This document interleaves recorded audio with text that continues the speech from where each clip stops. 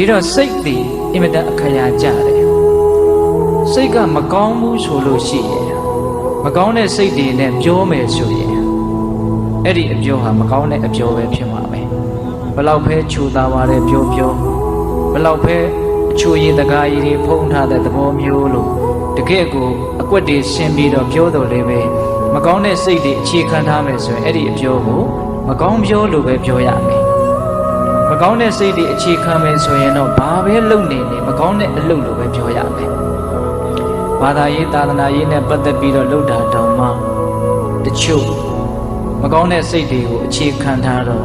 ကောင်းတဲ့အလုပ်လို့ပြောလို့မရအောင်ဒါဥစဉ်တို့ကုံပြောတာနော်အဲ့ဒီတော့ဘာပဲပြောနေဘာပဲလုပ်နေအကယ်၍မကောင်းတဲ့စိတ်နဲ့သာပြောမယ်လုပ်မယ်ဆိုရင်အဲ့ဒီအပြောအလုပ်တို့သည်မကောင်းပြောနဲ့မကောင်းလုပ်ပဲဖြစ်တယ်မကောင်းပြောကြတော့ဝစီကံမကောင်းဘူးပေါ့မကောင်းတဲ့အလုပ်ကြတော့ကာယကံမကောင်းဘူးလို့ပြောရမှာပေါ့ဟုတ်လား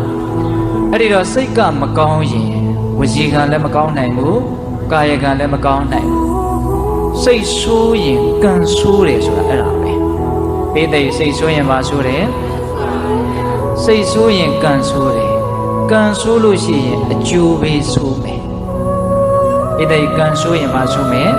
အကျိုးပေးဆိုးမယ်အဲ့ဒါကိုပိဋိတို့ရဲ့စိတ်ထဲမှာရှင်းရှင်းလင်းလင်းမှတ်သားထားဖို့ရတာဩစိတ်ဆိုးရင်ကံဆိုးတယ်ကံဆိုးရင်အဖြစ်ဆိုးတယ်လို့ဒါမှတ်ထားရမယ်အဖြစ်ဆိုးနေတာဒီမှန်တယ်များကံဆိုးလို့ပဲကံဆိုးတာမှန်တယ်များဒီစိတ်ဆိုးလို့ပဲစိတ်ဆိုးတယ်ဆိုတာဒေါသဖြစ်တာလေးကိုဆိုလိုတာမဟုတ်ဘူးဆိုးတဲ့စိတ်တွေမကောင်းတဲ့စိတ်တွေယုံမာတဲ့စိတ်တွေဖြစ်တာကိုစိတ်ဆိုးတယ်လို့ဆိုတာဒါကြောင့်ရှေးတုန်းကမထေရမြတ်ကြီးတကောင်ကအတူတူလေးဩဝါဒပေးဘူးတယ်အကောင်းဆုံးဩဝါဒလို့လည်းပြောလို့ရတယ်အဲ့ဒါဘာလဲဆိုတော့စိတ်မဆိုးနဲ့ကောင်းကောင်းနေတဲ့ဆိုလိုကြီးကဒါနှလုံးထဲပြောတာနော်ဘာတဲ့တော့စိတ်မဆိုးနဲ့ကောင်းကောင်းနေတဲ့စိတ်မဆိုးနဲ့ဆိုတာဒေါသမဖြစ်နဲ့လို့တင်ဆိုလိုတာမဟုတ်ဘူးဟုတ်လားဆိုးတဲ့စိတ်တွေမဖြစ်စေနဲ့ကြိုင်ဆိုင်တဲ့စိတ်တွေလူဆန္ဒပြင်းထန်တာတွေရမဇောတွေအာကြီးတာတွေမကျင်တတ်တာတွေမုန်းတီးတာတွေမနာလိုတာတွေဝန်တိုတာတွေအဲ့ဒါကောင်းတဲ့စိတ်လားဆိုးတဲ့စိတ်လားအဲ့ဒါလို့ဆိုးတဲ့စိတ်တွေမိမိတန်တာမှာမဖြစ်စေနဲ့လို့ဆိုတာကစိတ်မဆိုးနဲ့လို့ပြောတာဒါပေမဲ့ဒီကနေ့ခေတ်ကလူတွေကတော့စိတ်မဆိုးပါနဲ့ဆိုရင်မလီဒေါသမဖြစ်ပါနဲ့လို့ဒီလောက်ကလေးရည်ရွယ်ပြောကြတာနော်စလုံးကြီးကအဲ့လောက်ရည်ရွယ်ပြောတာမဟုတ်စိတ်မဆိုးနဲ့ပြီးတော့ဗါတယ်လို့ကောင်းကောင်းနေတဲ့ကောင်းကောင်းနေဆိုတဲ့သကလုံးလေးကသုံးလုံးနဲ့ကောင်းကောင်းနေဒါပေမဲ့ချဲ့လိုက်ရင်တော့မဆုံးနိုင်အောင်ကြည်တယ်ဗျာလူတန်းပေးကမ်းနေတာလည်းကောင်းကောင်းနေတယ်လို့ပြောလို့မရဘူးလား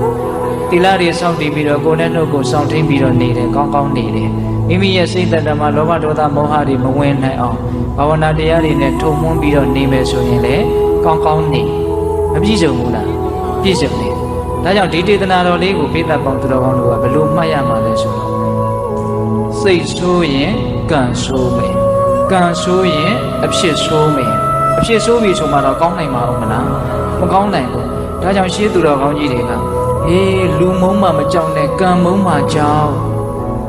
ပိဋကဘာလဲတော့လူမုံမှမကြောက်နဲ့ကံမုံမှကြောက်တဲ့ကိုပြုခဲ့တဲ့ကံတွေက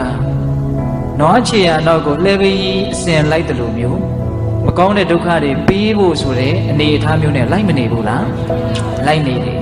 ဒါဥစဉ်တို့ပထမဦးဆုံးဓမ္မပဒမှာလာတဲ့ဂါထာ